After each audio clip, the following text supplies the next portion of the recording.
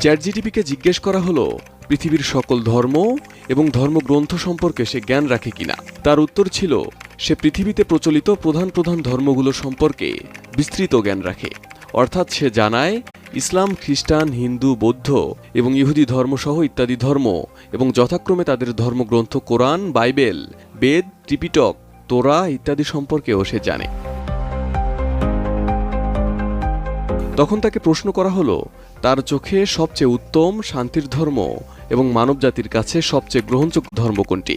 তখন সে এক কথায় ইসলাম ধর্মের কথা জানালো। তারপর তাকে জিজ্ঞেস করা হলো সে যদি মানুষ হতো বিচার বিবেচনায় কোন ধর্ম বেছে নিত। সে উত্তর দিল ইসলাম।